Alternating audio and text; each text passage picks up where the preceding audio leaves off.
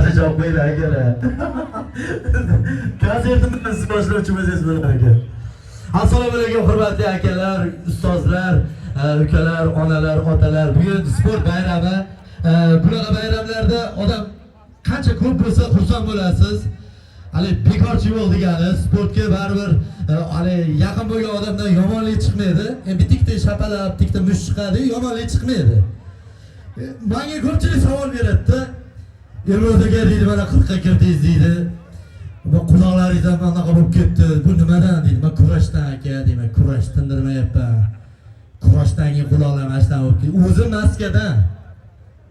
Maskada qanday ishdan bo'lib ketgan? Siz kurashni qaysi turi bo'yicha chempion bo'lgansiz? Siz qor kurash bo'yicha deb qo'yaman. Tog'aysizlar, siz qor kurash. Grappling sport turi bu eng nozik va eng murakkab sport turi. Har daqiqada qo'l oyoq sinib ketishi mumkin.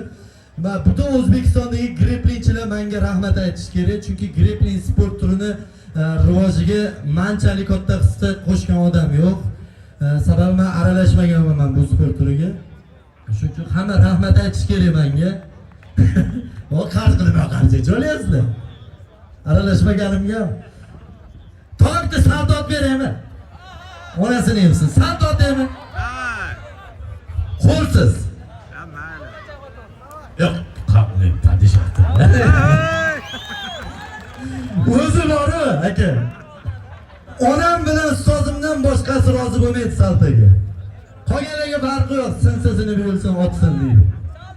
Chunki onam aytadi, qo'y bolam deydi, bir oyog'ing sinmasin deydi. Ustozimga qarshi chiqishning sababi u bir oyog'im sinishini to'chini biladi. O'tmay qo'yaverishman qilib deydi-da. Bizni ko'pchilik mana men jangga chiqqanimdan keyin, ayniqsa mana MMA'da chiqqanimdan keyin, ikkinchi jangimdan keyin hamma yozdi kommentga. Nima kelishilgan, Elmurod kelishgan, o'qidlaringizmi, ko'rdingizmi? Elmurod kelishgan. O'sha Elmurod kelishgan deganlar qarshi chiqinglar, uyalmasdan. Rahmat. Men hamma oldida tan olib aytaman, men qolgan sportchilarga o'zimni oqlab o'tirmayman. Men kelishganman. Qorin yo'q aka. Kelishganman. Onam shuna kelishgan tuqqan. Endi u bo'y sotilgan, unisini bilmayman.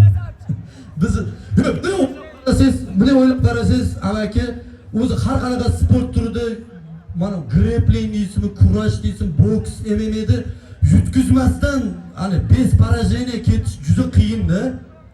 Juda qiyin. Mana tapur yutkizib qo'ydi kecha, ko'rdingiz. Itdek kalta edi, tog'a.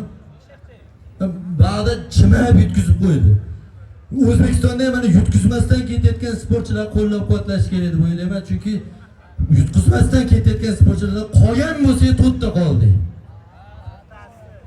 Men keyin bilmayman qolgani kim. Men qolganlarni eslolmayman. Bitta Nursultonni eslayman, u ham yutkizib qo'ygan ekan. Xotin Mo'ynazarov bor, endi yutkizganmi?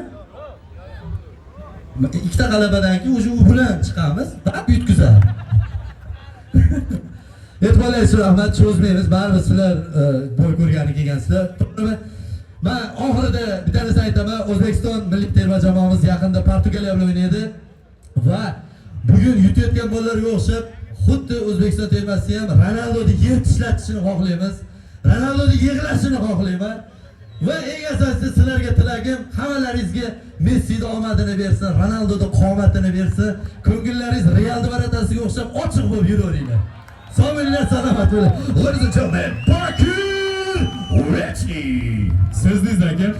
Sizdingizmi? Bu xalqlar do'stiga salom emas, bu qo'qo. Qani qo'qo o'zini eshitmayapti. Rahmat. Gapirmasdan baqirtirish boshqa, kuldirish boshqa.